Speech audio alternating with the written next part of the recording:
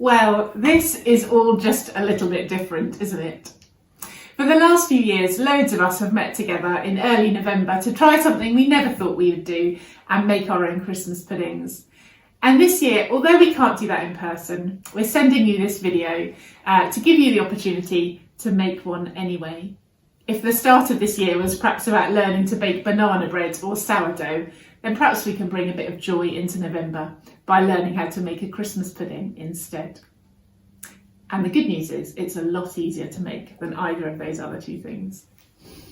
So there are two parts to this video. I'm Liz and I'm going to talk you through the first part with just a few details and tips as to how to make the pudding. And then in the second part, Hazel's going to help us just to see a little bit more about the message of Christmas. And both those things will hopefully just help us get a little bit more excited for Christmas, despite all the uncertainty that's around us at the moment. So the first thing you need to do is decide how you're going to make this pudding. Are you going to pop on some festive tunes and enjoy a bit of a sing-along as you weigh and stir? Or you could gather the family and have a bit of a chaotic cooking session? Or arrange a Zoom call with a number of other friends and all have a go at making one at the same time? Whether you make one pudding or 8 puddings to give away to your neighbours, however you're going to do this, we just hope that you have fun and enjoy thinking about something entirely different for a little bit while you do that. So in the description below the video, you'll find some sheets to print out that will have all the information you need. So there's the recipe, a list of the equipment, a helpful hint sheet with some extra info about kind of allergies and dietary requirements and substitutions you can make to enable anyone and everyone to enjoy the pudding. And there's also the cooking and the reheating instructions. So print those off or have a look at those, and that gives you all the information you need to gather everything you need. And then once you've printed all that info, once you've gathered all your ingredients, your equipment, your pudding basin, very important, your fairy lights, you've put the Christmas music on, you've got your novelty tea cosy, whatever you think you're going to need, get it all together and then you're ready to go. And then once you've done that, it's really quite simple. You basically pop all the ingredients into your big bowl, give it a stir, ta-da, you've got a pudding, as if by magic. You're going to need to pop it all into one of these 2-pound pudding bowls, and it does look like the most enormous amount of mixture, but it does fit. Trust me, I hope. You don't normally need to grease the bowl if you're using a plastic one, but perhaps if you're using a glass or ceramic one, you might want to grease it just to make sure it comes out at the end. When you've done that, you need to get a double thickness of foil, and you kind of fold it in half and then fold it back on itself so you get a bit of a Z shape. And then you press that down around the bowl and secure it with string. And the point of that fold really is so that when you're steaming, it just gives a little bit of room for the steam to escape.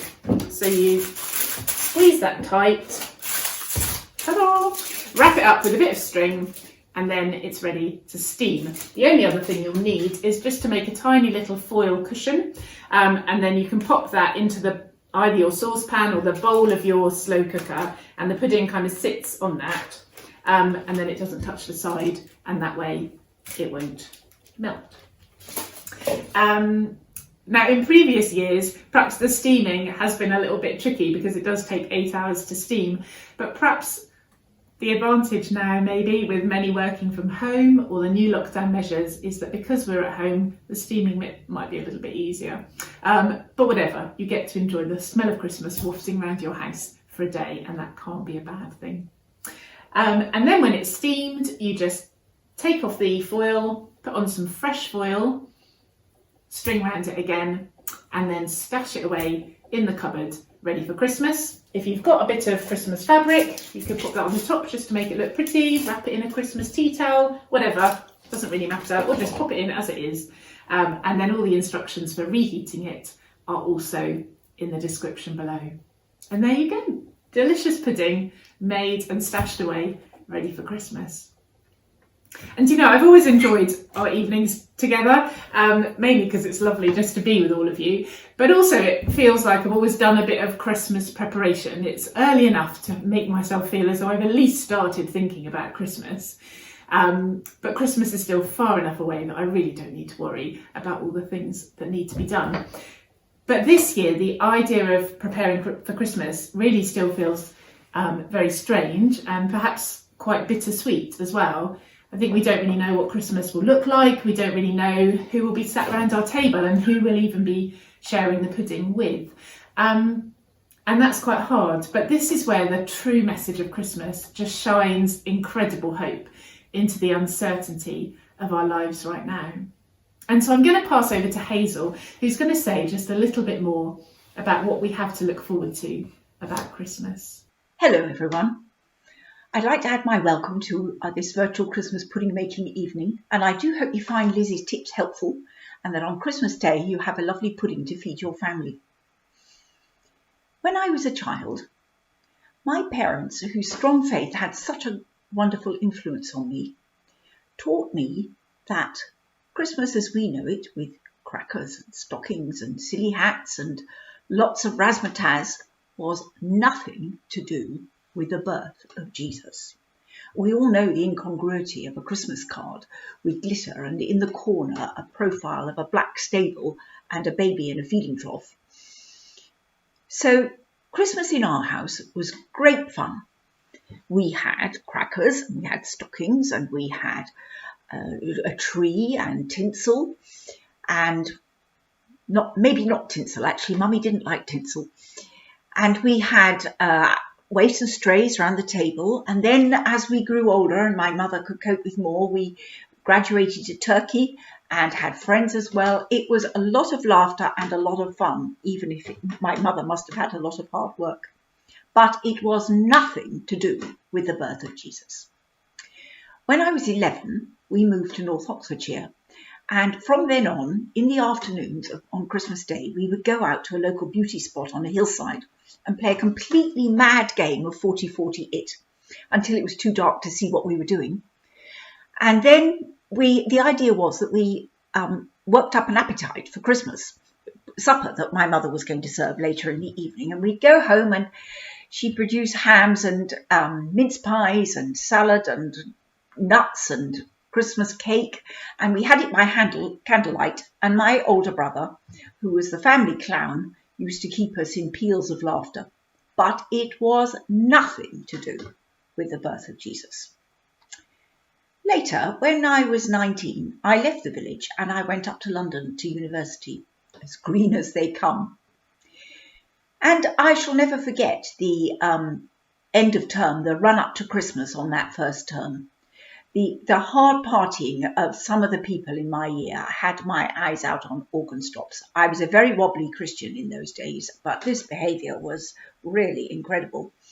And in my naivety, I thought to myself, these people must have some Christmas if this is the prelude. So term ended and I went home to the bosom of my family and had a lovely Christmas. And in the January, I returned to London and inquired around. Did you have a good Christmas? How was Christmas? And I would say that people's answers could be summed up in a sentence that went something like, it was all right. It was quiet. You know, Christmas. No, I didn't know. Christmas.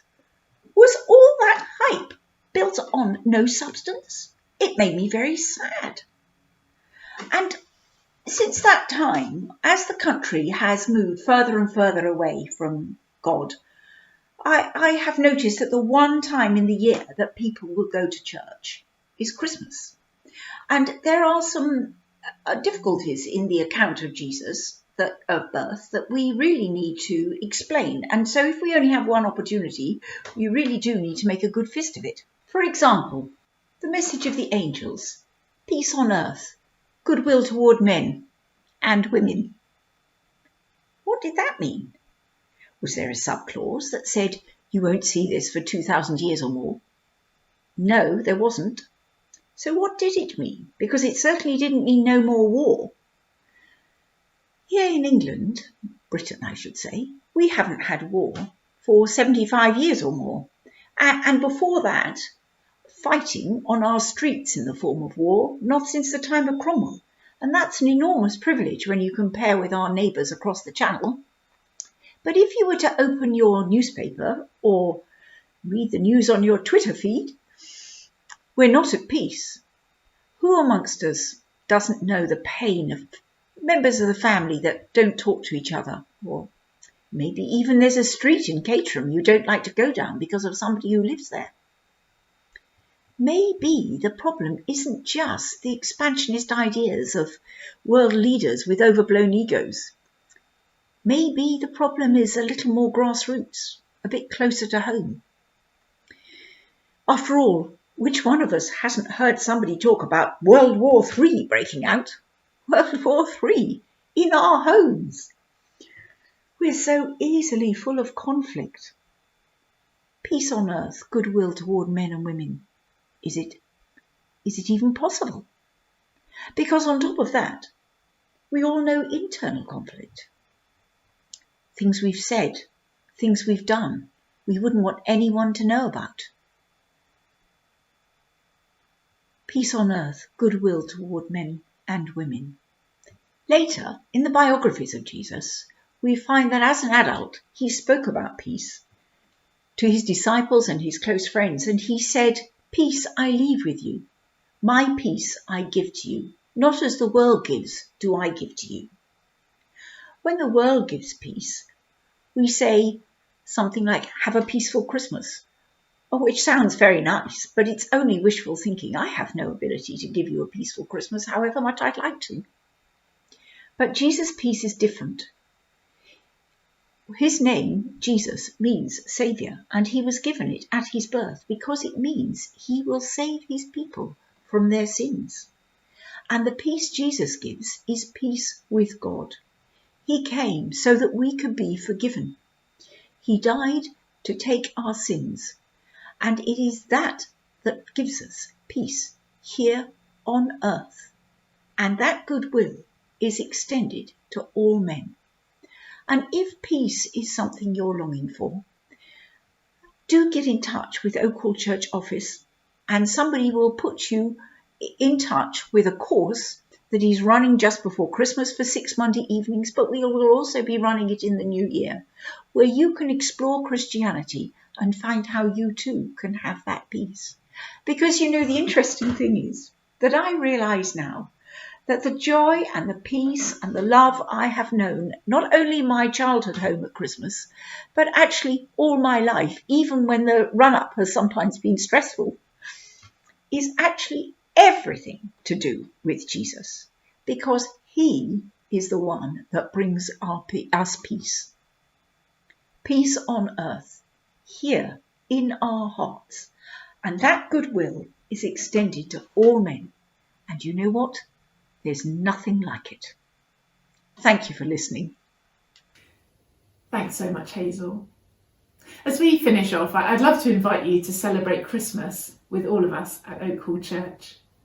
As it stands, I'm not sure any of us can predict what our Christmas services and celebrations will actually look like, but we can say that whether it will be in person together or online, we will be celebrating the birth of Jesus together, and more details will be appearing on our website over the coming weeks. So please do check that out and do join in with us in whatever way possible to hear more about the great hope that we have in our uncertainty, the peace with God that we can know because Jesus came into our world that very first Christmas.